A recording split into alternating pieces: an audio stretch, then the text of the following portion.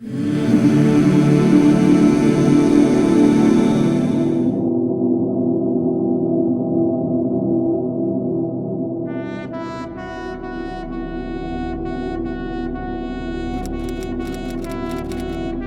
difficulty, as I said, is not about the ultimate future.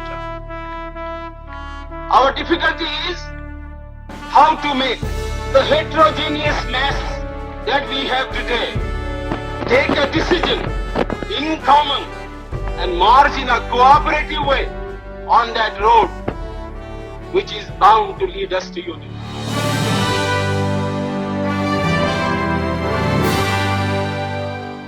Bhimrao Ambedkar was born on April 14, 1891 in the town of Mao in present-day Madhya Pradesh.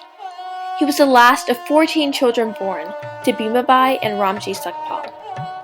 The struggles Ambedkar faced throughout his life began the second that he was born. It was during this time that the Hindu caste system, a rigid social structure in place since 1500 BC, was as prevalent as ever in India, and Ambedkar was born into the sub-basement of it. Sadly, from the very start, Ambedkar and his siblings had to face extreme discrimination and injustice, for they were born into a very poor Dalit caste. Untouchables had all kinds of restrictions, and the way you could understand that is to think of the parallel with the Jim Crow laws in the US. So you could not drink in a certain water fountain, you had to sit at the back of the bus and those kinds of things. During the time Ambedkar lived, and centuries before that, Dalits were believed to be so impure that caste Hindus considered their presence to be polluting. They most certainly were not provided education or allowed to read religious scriptures. However, Ambedkar's father demanded that young Bhimrao get an education and be enrolled into the local school. It was finally arranged, on the condition that he stay in a room by himself, never come in contact with the caste children, and that he never take a drink from the school water supply. Ambedkar was the only untouchable who even got beyond the first grade.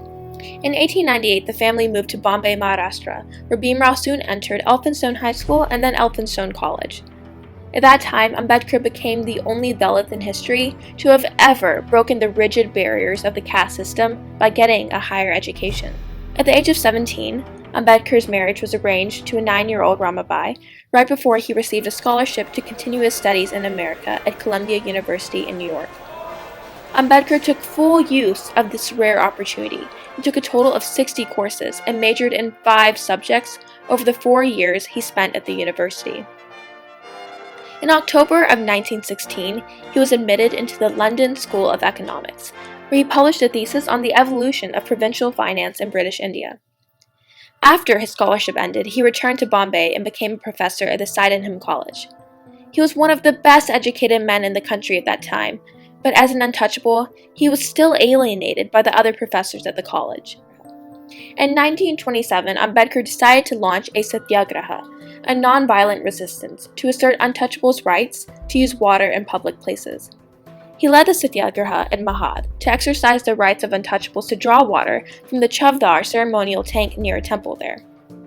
It was a peaceful protest, but quite revolutionary in its implications of breaking the social barriers between the castes. The local people were very upset with this, and they said the temple tank and the water is now polluted.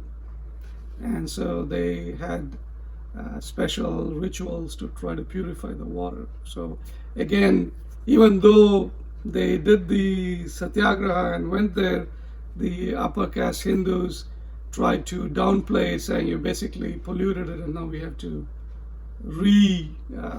sanctify it. Dr. Ambedkar was so infuriated by this gesture, he and his comrades eventually went on to burn the Manusmriti, a Hindu sacred text that sanctified the caste system. In 1930, he was invited by the Viceroy to be a delegate at the Round Table Conference in London. He participated extensively in the work of the Round Table Conference and demanded that the untouchables and other underrepresented groups have a separate electorate. For 5 years, we lived separately from the Hindus, with no kind of intercourse or intercommunication. What can one day's cycle of participation in a common electorate do to remove this hardened crust of separatism? He was backed by many, but not everyone supported his views. One of those people was Mahatma Gandhi. Gandhi believed that the only way to improve the status of untouchables was to change the hearts and minds of the upper caste people.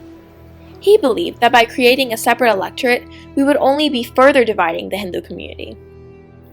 In resistance to the idea of a separate electorate, Gandhi in Yerwada jail started a fast to death against it.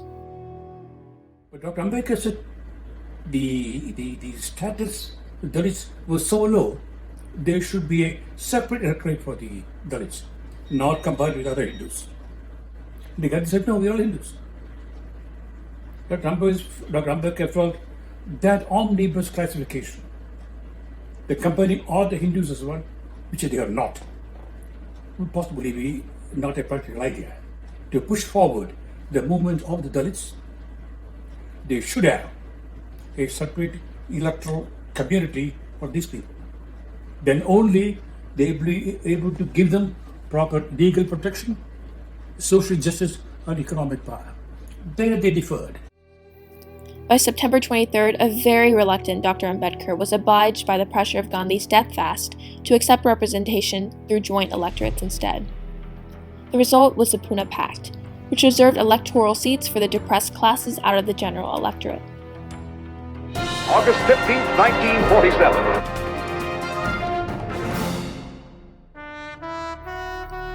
On August 15, 1947, India gained independence from the United Kingdom. Prime Minister Nehru had a vision for India to be transformed from a colony to a unified republic. So he invited Ambedkar to be the chairman of the drafting committee for the new constitution. And it was in 1949 when the Constituent Assembly formally adopted the Indian Constitution drafted largely by Dr. Ambedkar. This included Article 17, which formally abolished untouchability and prohibited any caste-based discrimination in India, officially breaking through the barrier between caste Hindus and Dalits. Now, if somebody says or acts in a particular way which denotes untouchability, you see, that is punishable by law. So that is perhaps one of the major steps in the country. And Dr. Ambedkar wanted that. Otherwise, all will be empty talk. Although the Constitution officially banned untouchability, Ambedkar had a strong belief that this idea cannot truly be achieved while remaining chained within the Hindu religion. This dissatisfaction with the religion he was born into led him to convert to Buddhism in Nagpur on October 14, 1956. There he noted how Hinduism had failed to secure basic human rights for his people, and instead perpetuated caste injustice. His decision to convert was based on the firm conviction that conversion to Buddhism could really improve the social status of the country's most oppressed classes and give them a life of dignity and equality. During that ceremony, close to 600,000 Dalits converted to Buddhism as well. That day, Ambedkar not only broke through the rigidness of the caste system, but he paved the path for millions of people to later liberate themselves from the chains that held them down. Just 2 months later, on the night of December 5th, Ambedkar died peacefully in his sleep. And on December 7th, there was a monumental Buddhist-style funeral procession in Bombay attended by close to 1 million of his followers. Even after his death, Ambedkar's legacy as a socio-political reformer is not without controversy. But despite the controversy, his reforms are still very much alive in modern India and are often celebrated. Dalits can now study Sanskrit, enter Hindu temples, receive an education, and become successful in the Indian government. Every step of the way, he was making history. So his whole life, I would say, is a story of breaking barriers. I have no doubt that Dr. Ambedkar was a gift by God to India, and it's up to us to use that gift very well. Being an untouchable himself, Ambedkar broke barriers in history by becoming the first untouchable in India's government and by writing India's current constitution, which outlaws untouchability and any caste-based discrimination. Dr. Ambedkar will forever remain a renowned social reformer and a champion of human rights.